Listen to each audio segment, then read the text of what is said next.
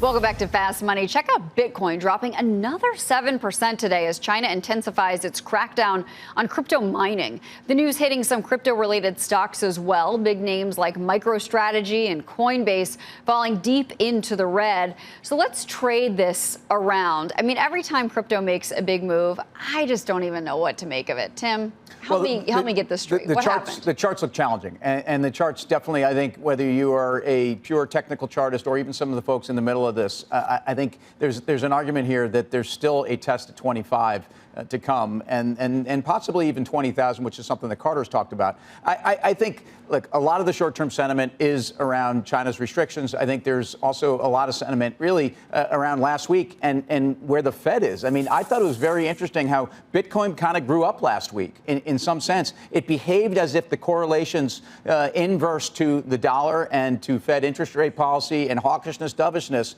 was very impressive for an asset class that at times people thought really wasn't about being a store of value or digital gold. So that's an interesting observation, I think, from last week. For more on this, let's bring in our own crypto baller, Brian Kelly. He joins us on the fast line. BK, what do you make of the move in Bitcoin today? As Tim said, the charts are challenging. Yeah, no, I think actually Tim made some really good points here. The charts are challenging. If you think about what's happened over the last, let's call it 4 to 5 days or the last week or so, you did have Bitcoin trade with the Federal Reserve, which is something we have not seen in the history of Bitcoin. As well, you do have this negative China news, which, it seems like every couple of years China bans Bitcoin and Bitcoin bounces back. So in the long run, I still think we're okay. But I agree. It looks heavy, and we'll see what happens at 30,000 here. We really need to hold 30,000. I mean, BK, a move of 9.5% is pretty severe for most things. For Bitcoin, not so much.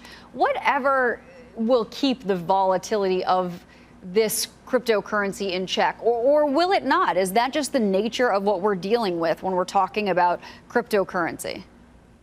Yeah, so that's a great question. I mean, one, this is normal volatility for Bitcoin. It is a normal part of the bull cycles that Bitcoin had. I mean, in 2017, we had multiple 30 to 50% pullbacks in these assets. So the volatility will die down if this becomes a currency. And so as you have more players than just speculators in there, you have companies using it globally in the supply chain. They're going to want to hedge risk. They're going to not necessarily be natural buyers. They may be sellers. So that'll tamp down the volatility. And, folks like me, volatility junkies like me, will probably be bored with the volatility, but it'll be a good thing for Bitcoin because that means it has matured into a full-blown currency. Hey, BK, it's Jeff Mills. How's it going?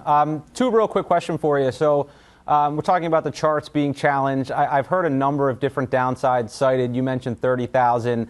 People have pointed to that December 2017 high at 20,000.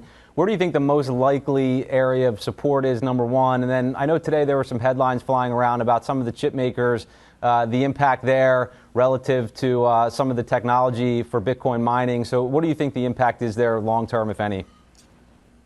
Yeah, so in the short term, 30,000 on Bitcoin, we have to hold that. The way there's a lot of leverage in Bitcoin right now. So if we break through 30,000, you could see a pretty swift downdraft like we saw a few weeks ago. So we'll see what happens with that. In terms of the chip makers and what's happening with mining, you're seeing the hash rate come down. And the hash rate is basically how much mining power is directed at the Bitcoin network at any given time. And that's because the Chinese miners shut off those machines. But those machines aren't gone forever. They're actually migrating to other parts of the world. So in the long run, what you're going to see is a more diversified and decentralized mining infrastructure that'll likely be a lot more green than it was in China.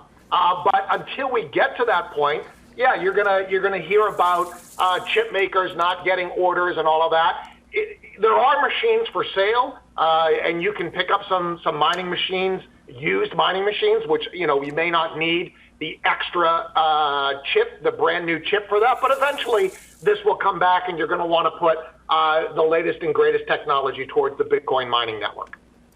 Thank you for calling in, BK. Eunice Yunnan was actually talking about how some of the equipment is actually being shipped from China to Maryland or Virginia. She had confirmed that a big amount of it actually earlier today. Thank you.